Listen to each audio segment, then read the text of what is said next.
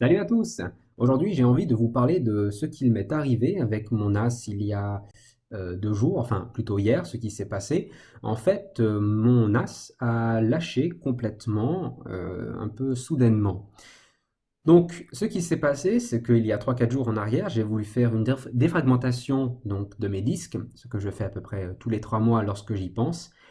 Et en fait, pendant cette défragmentation, après 30 minutes, j'ai commencé à avoir beaucoup de messages d'erreur qui sont venus dans les logs, mais aussi très souvent par email, donc même plus que ça, où il y a eu des erreurs, des IOs, des input-output errors, et puis aussi des bad secteurs. Bon, j'en ai eu un seul de mauvais secteurs, mais j'ai eu également, en fait, en regardant dans les infos de santé des disques, en fait, bon ben j'ai aussi eu beaucoup de errors, de read errors, ce qui n'était pas présent dans le premier disque, alors que le NAS a 2 ans et demi et les disques avaient 2 ans et demi. Donc forcément, il y a quelque chose de différent.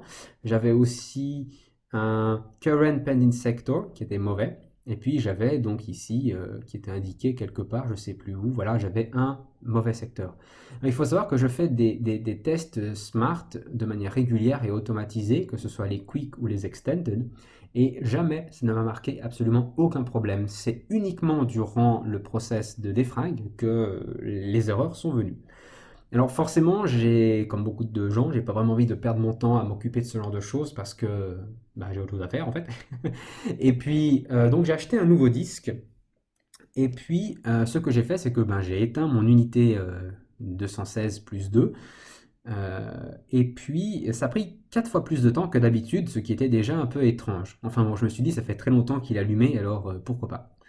Donc il s'est éteint, j'ai changé le disque, et tout d'un coup j'appuie ben, sur le bouton pour le rallumer, et en fait je n'ai absolument aucune LED qui s'allume devant, donc j'ai pas les bleus, j'ai pas les vertes, j'ai rien qui clignote, et je n'ai pas non plus de lumière sur le port RJ45 de mon routeur sur lequel est connecté le NAS.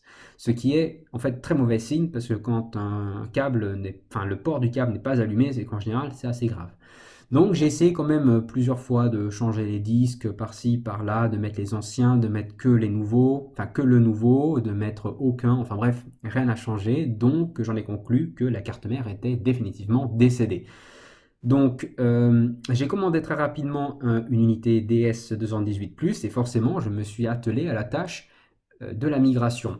Et en fait, il y a donc forcément plusieurs types de migration. Et puis, je me suis dit, je vais prendre la solution la plus simple, qui est la migration de disque. La migration de disque, d'abord, ben, il faut que le NAS source, je crois, ne doit pas être dans cette liste. Le 216 n'y est pas, donc c'est bien. Après, dans ce tableau de compatibilité pour savoir si le système est migrable, ça se dit migrable? Enfin bref. Euh, il doit être aussi, ben là il était en source, c'était un plus, et en destination, ça restait un modèle plus. Donc en fait, ici, tout allait bien. Ensuite, je continue à lire, hein, comme tout le monde, et puis je vois quelque chose qui est inquiétant dans la section de la migration des disques durs qui dit que, eh ben, en fait, cette méthode demande de réinstaller DSM et que tous les packages, donc j'ai dit bien tous les packages, enfin c'est marqué tous les packages, dans le NAS de destination, eh ben, seront donc, il faudra tout réinstaller, et on va perdre ce type d'information. Donc ça, c'est déjà inquiétant. Après, je regarde un peu plus loin, etc., etc., etc. Et en fait, à un moment donné, il indique aussi ceci, que dans l'étape de la migration, donc que ça va garder les fichiers, d'accord, bon super, et la plupart des settings. Mais il dit bien aussi que ben, des données et des settings vont être perdus. Donc vous voyez, c'est très inquiétant, c'est vont être perdus, c'est pas pourraient être perdus, c'est vont. Donc là déjà c'est inquiétant. Enfin vous allez me dire de toute façon j'ai pas le choix. C'est hors de question que j'utilise mes backups hyper backup et réinstaller from scratch parce que j'en aurais pour des plombes. Donc j'ai tenté tout de même la migration. Alors j'ai mis les 2 anciens disques, dont celui qui avait un souci. Vu que le NAS s'est éteint correctement, je me suis dit peut-être que le volume n'est pas dégradé, donc malgré le souci de la carte mère. Donc j'ai mis les 2 anciens disques, j'ai allumé le DS218+, il m'a dit forcément que ben il n'y avait pas de DSM installé, ce qui est déjà un peu inquiétant, mais bon, enfin ce qui est normal. Et ensuite, ce qui était bien, c'est qu'il a dit les disques ont été utilisés sur un DS 216 plus 2, et là vous êtes en train de les mettre dans un DS 218 plus, donc ce qui est bien. Et c'est marqué en même temps que c'est migrable, donc migratable en anglais. Ensuite, bah voilà, je clique sur le bouton migration. Ensuite, il me dit qu'il va falloir télécharger donc la mise à jour, mettre le NAS à jour. Ce qui m'embêtait un peu, c'est que mon DS216, bien évidemment, il a planté juste un jour ou deux après que la nouvelle version soit disponible, donc je n'ai pas eu l'occasion de mettre à jour.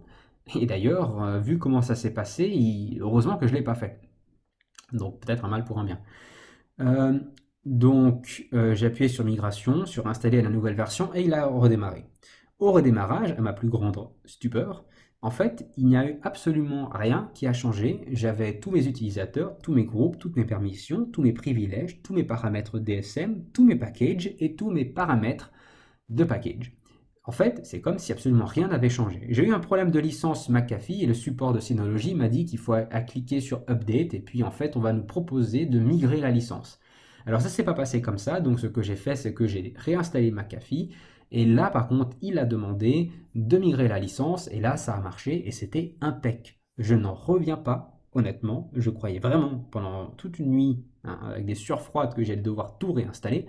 Parce que, comme vous pouvez le voir ici, il y a beaucoup de packages, hein. Donc en fait, j'ai eu la chance quand même à plusieurs niveaux, c'est-à-dire que le volume n'était pas dégradé. Donc lorsqu'il a démarré, il n'y a pas eu besoin de réparer le RAID. J'aurais pas voulu réparer un RAID avec un disque qui est en train de lâcher, avec des erreurs de lecture. Donc heureusement, il n'était pas dégradé. Donc tout était OK. Euh, et puis, donc ce que j'ai fait, une fois que tout était bien, que j'ai validé le bon fonctionnement du système, parce qu'il y a quand même quelques opérations qui se font suite à la migration, ou plutôt suite à la mise à jour de DSM, donc j'ai attendu que tout se finisse pendant une demi-heure. J'ai éteint, non pardon, j'ai pas éteint le NAS. Une fois que tout était bon, j'ai cliqué sur le disque défectueux, j'ai fait action, j'ai fait désactiver, ce qui a dégradé le volume et enlevé le disque en fait du pool de stockage. Donc j'ai fait ça, j'ai éteint le NAS, j'ai remis le nouveau disque, j'ai démarré, et ensuite j'ai pu le rajouter. À un moment donné, j'ai dû faire un repair, et puis j'ai pu sélectionner le nouveau disque, et il a été mis dans le pool. Et maintenant, on voit bien que mon RAID 1, donc mon CHR1 ici, eh ben, il est en train de se réparer depuis, voilà, depuis 7 heures ou 6 heures. Il est en train de travailler à remettre les choses d'équerre.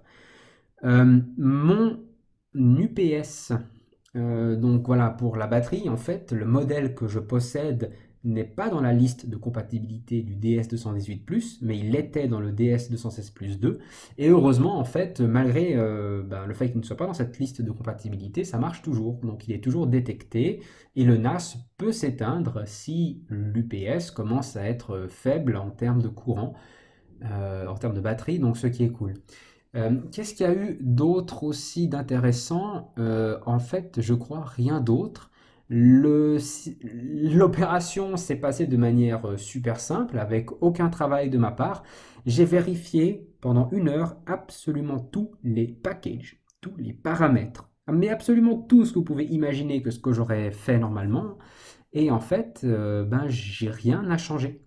Donc en fait, cette vidéo, c'était plutôt pour peut-être rassurer certains d'entre vous qui aimeraient passer d'un 216+2 ou plus à un 218 plus, peut-être parce qu'ils veulent quelque chose de mieux, euh, peut-être parce que leur NAS va lâcher ou pour X raison, et ben en fait, il n'y a eu absolument aucun souci.